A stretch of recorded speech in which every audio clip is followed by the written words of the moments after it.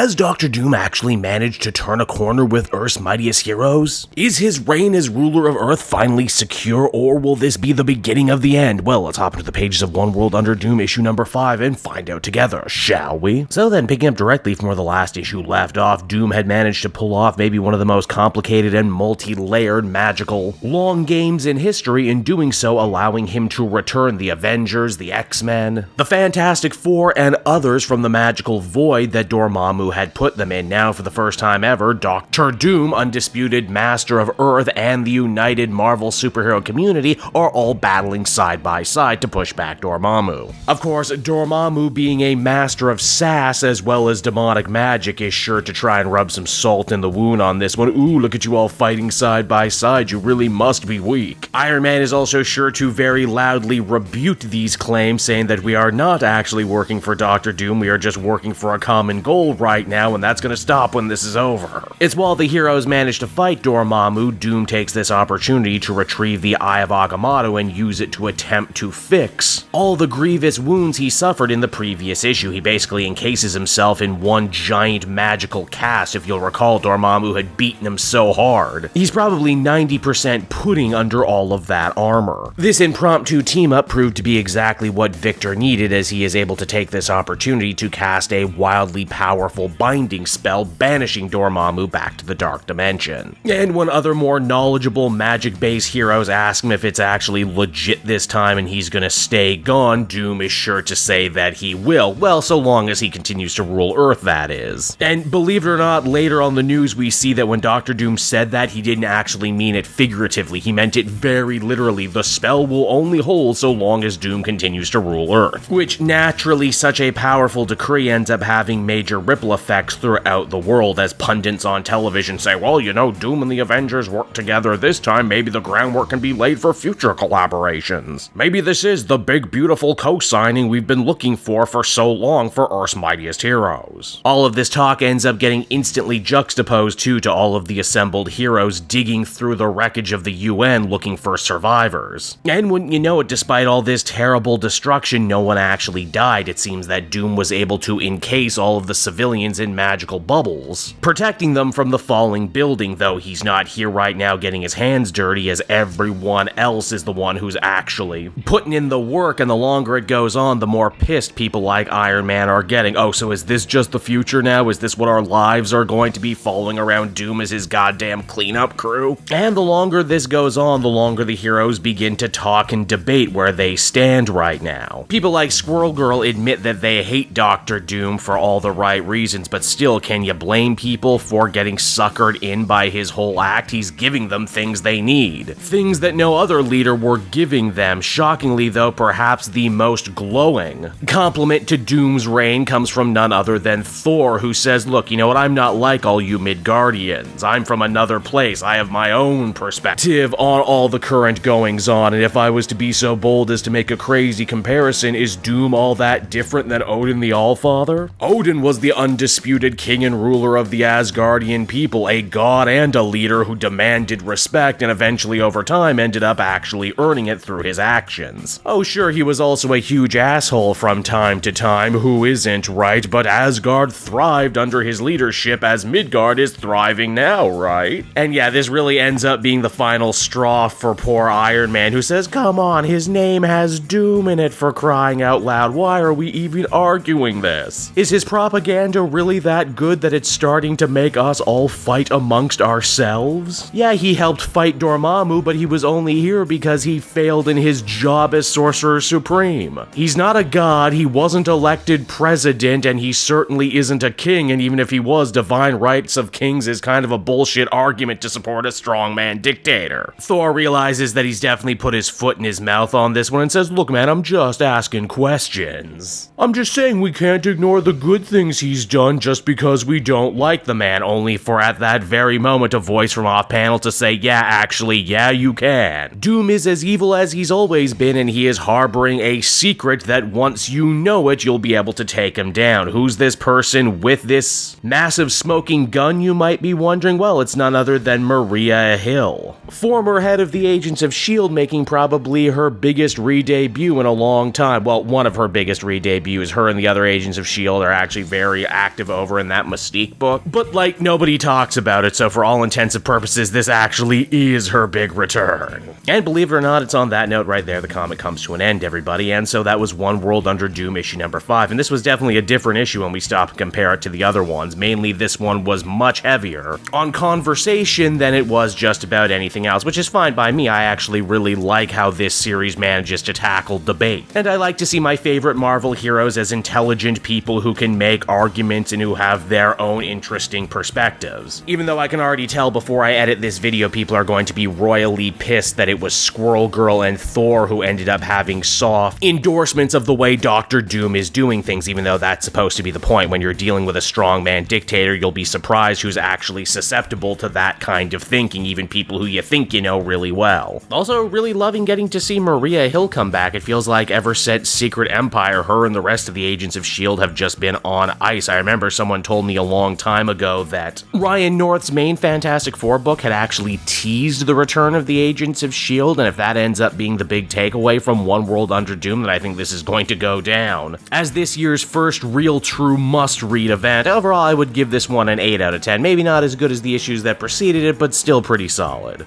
Hey there everyone, it's your old pal Cape Joel again, thanking you so much for watching to the end of the video. I hope you enjoyed it, and if you did, why not check out my Amazon link down in the description. Yes, that's right, the Cape Joel channel officially has its own Amazon storefront now. You can pick up a comic or anything else for that matter, and if you did, you'd really be helping me in the channel. So with that out of the way everyone, I will see you again next time. Bye-bye.